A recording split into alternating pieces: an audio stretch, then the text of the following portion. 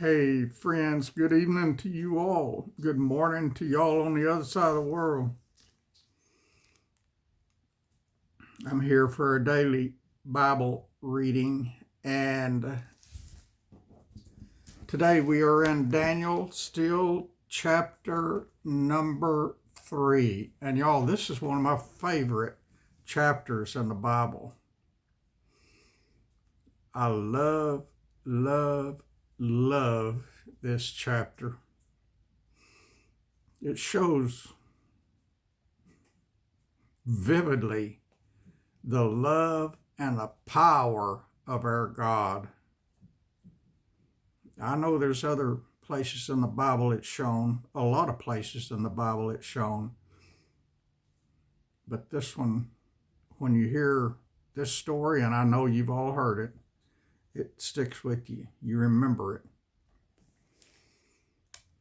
I love the God that we serve.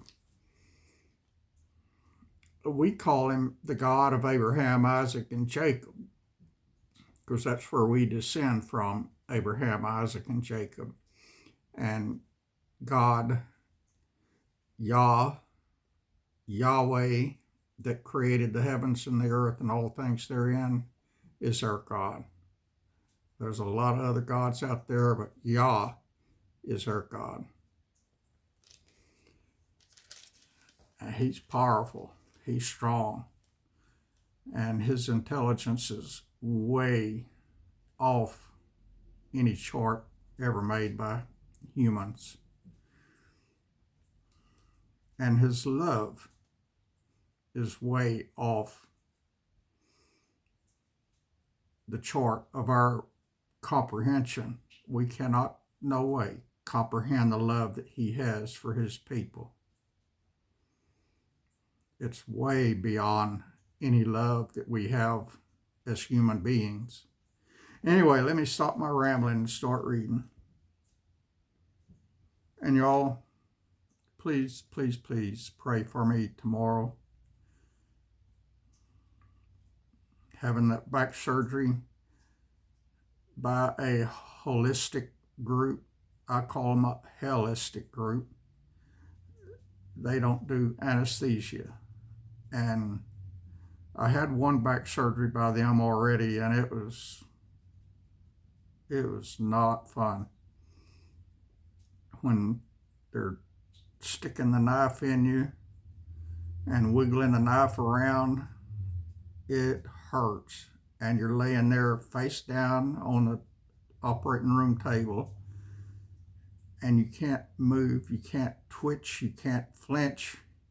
You got to be perfectly still, because it's a dangerous surgery. If they hit a nerve or, did something wrong, you could be paralyzed instantly.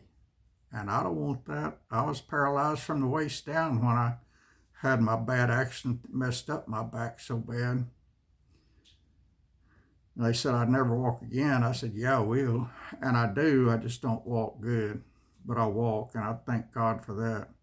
I don't want to get paralyzed again. So I lay there still, but it hurts like you cannot believe. So y'all pray for me. They told me this time, they said that they could give me a sedative 30 minutes before the surgery. And I was going to go for it. They said they won't do anesthesia, but they could give me a sedative 30 minutes early. And I was going to go for it, but they said I needed a driver. And Nicole has to work tomorrow at her big hospital south of here, the next town south of here, so she can't drive me. And I asked several other friends, and they couldn't do it either. So I'm going to get it done like I did the first one. And then in 2 weeks from it, I get the same thing done up in my neck in the cervical spine area. And that one I sure can't move for. Anyway, let me get reading here. Daniel chapter 3. Nebuchadnezzar the king made an image of gold, whose height was 80 cubits, and the breadth thereof 6 cubits, and I think that's like 120 feet high, and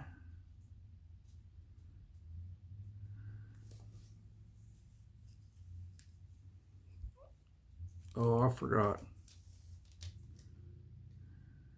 10 or 12 feet wide, something like that. I don't remember.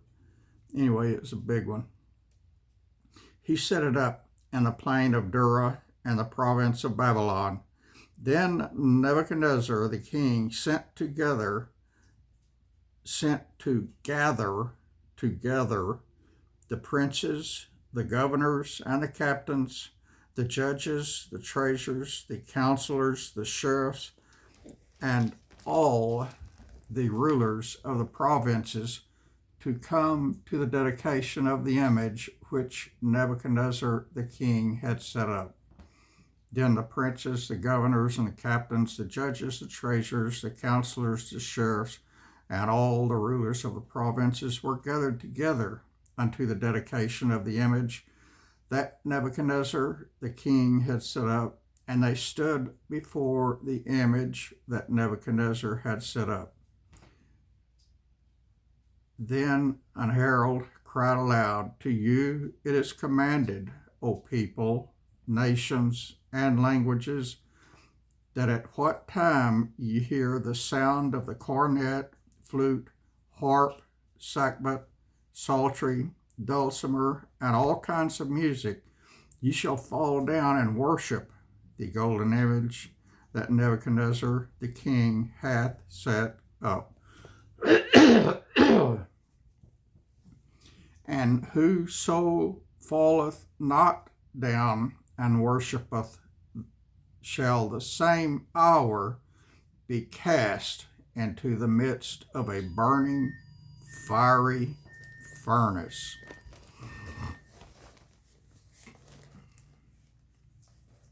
Therefore, at that time, when all the people heard the sound of the cornet, flute, harp, sackbut, psaltery, and all kinds of music, all the people, the nations, and the languages fell down and worshipped the golden image that Nebuchadnezzar the king had set up.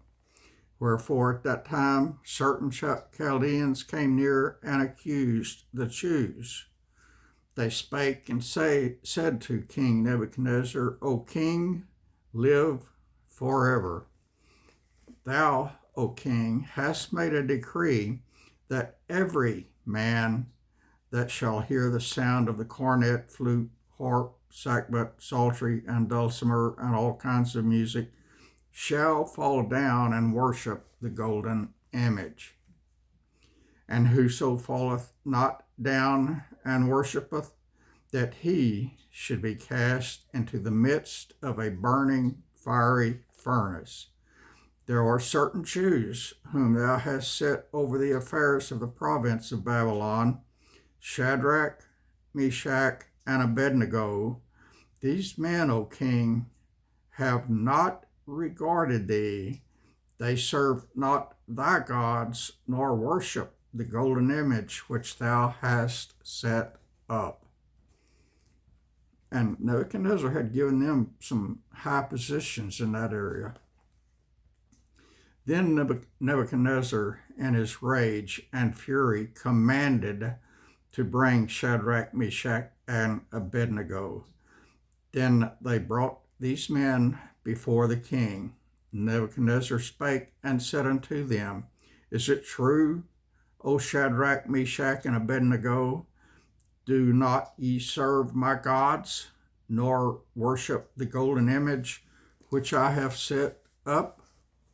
Now, if ye be ready, that at what time ye hear the sound of the cornet, flute, harp, sackbut, psaltery, and dulcimer, and all kinds of music, ye fall down and worship the image which I have made. Well, but if ye worship not, ye shall be cast the same hour into the midst of a burning, fiery furnace. And who is that God that shall deliver you out of my hands. Shadrach, Meshach, and Abednego answered and said unto the king, O Nebuchadnezzar, we are not careful to answer thee in this manner.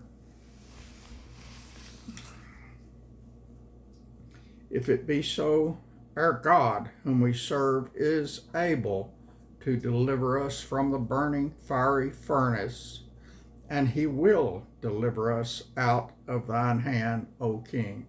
They didn't want to be presumptuous.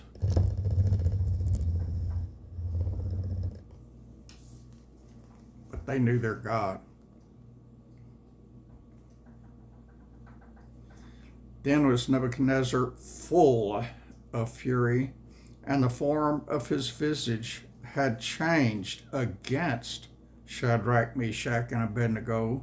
Therefore he spake and commanded that they should heat the furnace 7 times more than it was wont to be heated.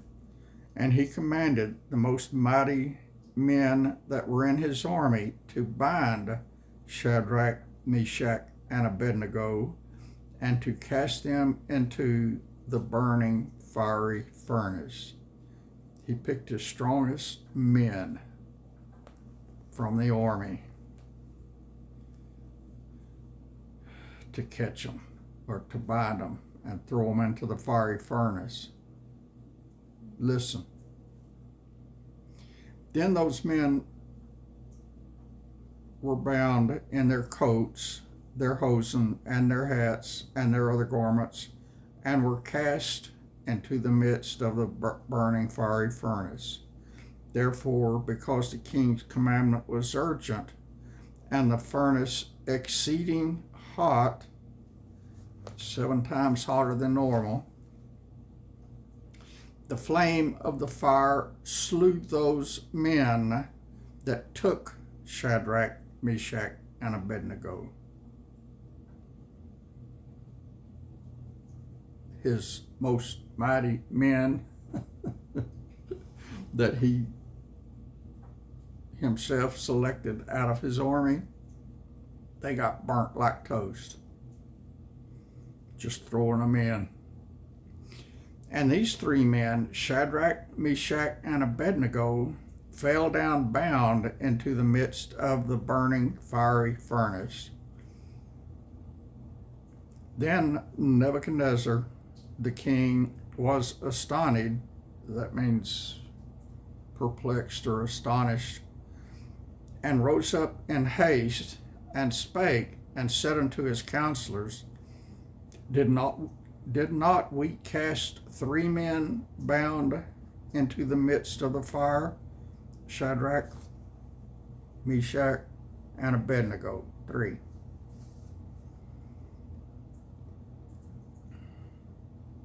They answered and said unto the king, True, O king. He answered and said, Lo, I see 4 men loose, walking in the midst of the fire, and they have no hurt.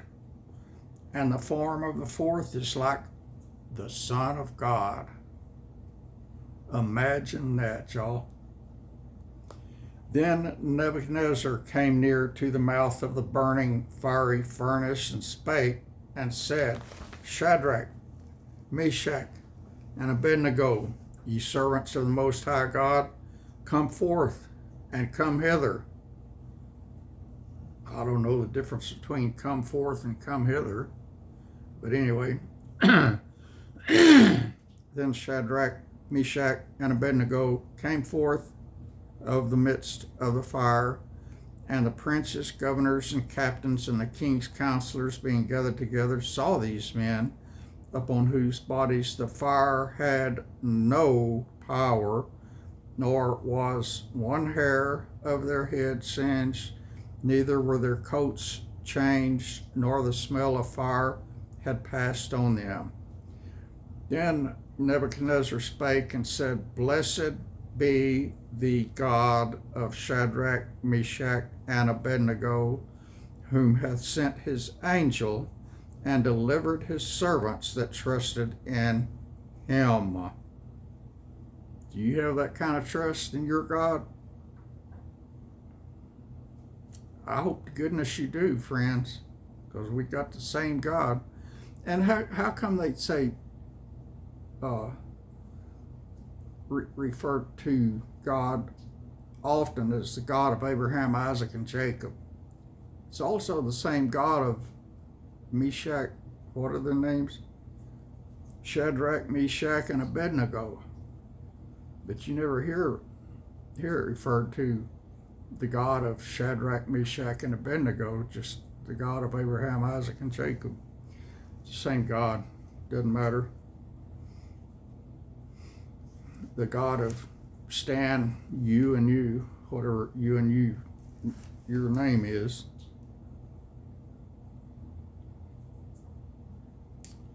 Let me find out where I was at.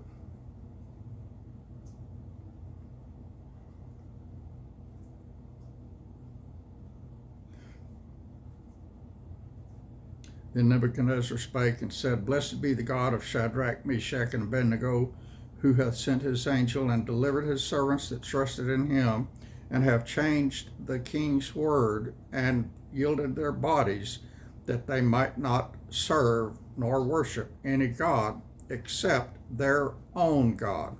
Therefore I make a decree that every people, nation, and language which speak anything amiss against the God of Shadrach, Meshach, and Abednego shall be cut in pieces, and their houses shall be made a dunghill, because there is no other God that can deliver after this sort. Then the king promoted Shadrach, Meshach, and Abednego in the province of Babylon. That, my friend, was chapter 3 of Daniel. Daniel's got some good stuff in it, I guarantee you. And tomorrow, if we're still here, we get to hear more about Daniel's experiences, Daniel's writings, Daniel's prophecies. I love you, my friends. I might do a short or two, or I might not. I got much pain, and I'm going to be going to bed shortly, so I don't know if I'll do another video or not. I shaved and cleaned up, and I reckon I'm as ready for tomorrow as I can get. I'm dreading it because the pain is so intense, you can't imagine. But I'm also excited because what they do tomorrow is supposed to help my lower back a whole lot. And I hope it does. So y'all please pray for me to be still. It's hard for me to be still. And tomorrow, during surgery, it's absolutely critical that I be still. I can't believe that group doesn't do anesthesia. I had back surgery. I had the same back surgery in Houston before I moved up here, and they put me out. It was outpatient surgery. You know, they did it, and I went home the same day, but I had to have a driver to drive me because they knocked me out. They used anesthesia. I think I told y'all in a earlier video, I had an IV in me when I crawled up on the operating room table back in Texas. And after I got in position and ready to go, you know, face down, ready to go, then they squirted some kind of happy juice in that IV, and I was out like in 15 seconds. I was out. And I didn't know anything until I woke up in the recovery room, and I was in the recovery room about an hour, and then they sent me home. The surgery itself doesn't take long. I think I was in recovery room longer than I was in surgery. Up here, I don't remember how long it took the first time. I didn't look at my watch, but I'll try to remember to check tomorrow. But up here, there's no anesthesia of any kind. They give, last time they gave me some shots of lidocaine right around where the incisions would be. There's two incisions, one on either side of the spine. And then they go in there, and once that scalpel is probably an eighth of an inch inside of my body, extreme pain starts regardless of the lidocaine. And it goes a whole lot deeper than an eighth of an inch. But anyway, that's it for y'all. I'm a tough Texan. I can take it, I think. I hope. And I'm not near as tough a Texan as I used to be. This old age stuff isn't for wimps. But sometimes, like right now, I feel like a wimp. Oh, Lord. God will be with me. God will be in that operating room with me, and everything's going to be all right.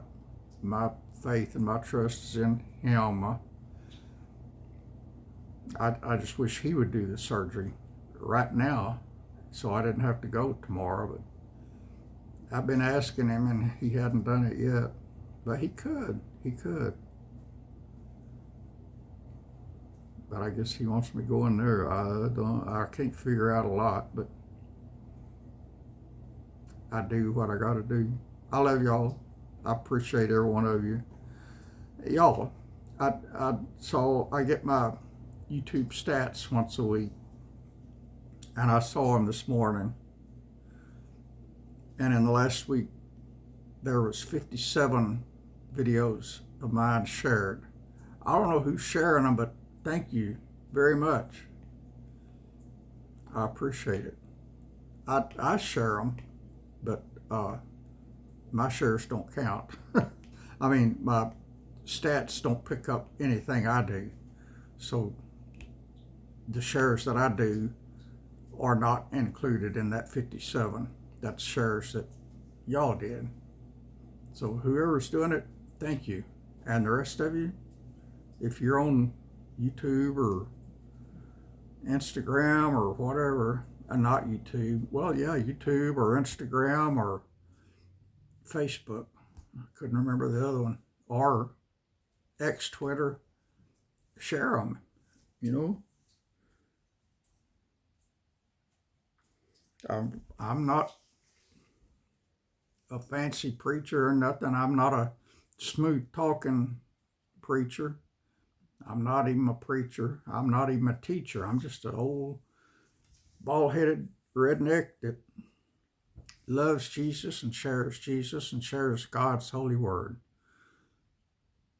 And that's what people need to hear. God bless you, friends.